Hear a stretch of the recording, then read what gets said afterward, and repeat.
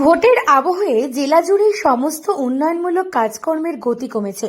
বিশেষত ভোটের আগে যেভাবে রেল, সড়ক সহ একাধিক কাজকর্ম শুরু হয়েছিল, সেগুলোর কাজ প্রায় থমকে রয়েছে। থেমে থাকবে না রেলের উন্নয়নের কাজ। গৃহীত সমস্ত প্রকল্প নির্দিষ্ট সময়ের মধ্যেই শেষ করা হবে। উত্তর পূর্বাঞ্চল উন্নয়ন এবং শিক্ষা দফতরের প্রতিমন্ত্রীর দায়িত্ব পেয়ে জেলায় ফিরেই কর্মী সমর্থকদের অভ্যর্থনা ও শুভেচ্ছায় ভাসলেন বিজেপি রাজ্য সভাপতি ও বালুরঘাটের সাংসদ সুকান্ত মজুমদার। অন্যদিকে সেই সমস্ত কাজকেই আবার দ্রুত এগিয়ে নিয়ে যাওয়ার কথা বললেন সুকান্ত বাবু। বালুরঘাট হিলি রেলওয়ে লাইনের আমাদের কাজ হচ্ছে জমি অধিগ্রহণ। সেটা এখনো ইন প্রসেসে আছে। প্রায় 30% জমি আমরা যারা ল্যান্ড ওনার্স তাদেরকে পেমেন্ট করা হয়ে গেছে। বাদ বাকি কাজ চলছে। আমরা রেলওয়ের সাথে কোঅর্ডিনেট করে এই কাজগুলো করছি।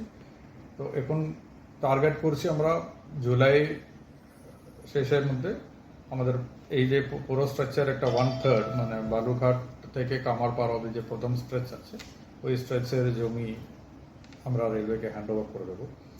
বাদ বাকি আগামী তারপরে যে 1-1.5 মাসের মধ্যে কমপ্লিট করার প্ল্যান আছে। আশা করছি পুজোর আগে সমস্ত জমি অধিগ্রহণ প্রক্রিয়া কমপ্লিট করে দেবে।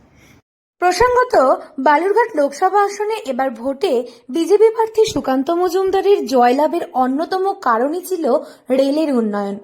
বালুরঘাট স্টেশনকে অমৃত ভারত স্টেশনে রূপান্তরিত করার কথা ঘোষণা, বালুরঘাট থেকে দিল্লি সহ কলকাতা ও হাওড়া যাওয়ার নতুন ট্রেন, বিদ্যুতায়ন, বালুরঘাট হিলি রেল প্রকল্পের কাজ শুরু করার জন্য জমি অধিগ্রহণ প্রক্রিয়া, এছাড়াও রামপুর স্টেশনের রেক পয়েন্ট, গঙ্গারামপুর ও বুনিয়াদপুর স্টেশনের নতুন প্ল্যাটফর্ম অন্যান্য উন্নয়নমূলক কাজকে সামনে রেখেই এবার বৈতরণী পার হয়েছেন সুকান্তবাবু। আসলে বলেছি কি চিন্তা ভাবনা আছে। সমস্ত অসমাপ্ত রেল প্রকল্পকে দ্রুত গতিতে সম্পন্ন করার চেষ্টা করা হবে।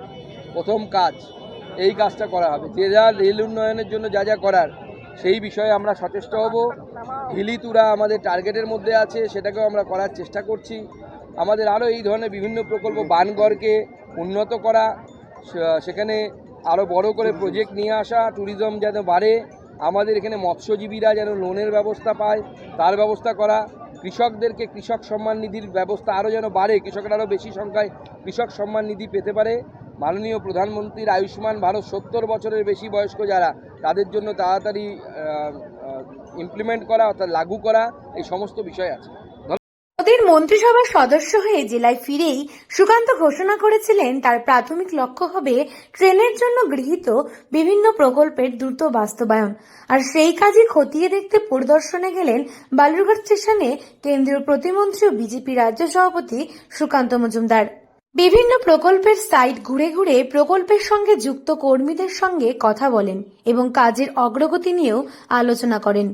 সুকান্ত মজুমদারের দাবি, আরও 2টি প্ল্যাটফর্ম তৈরি হয়ে গেলে এবং কারশেডের কাজ সম্পূর্ণ হলে কিছু ট্রেন রাখার সুযোগ বাড়বে। প্রত্যেক সপ্তাহে রেলওয়ের সাথে আমার টিম ওরা কোঅর্ডিনেশন মিটিং হয়।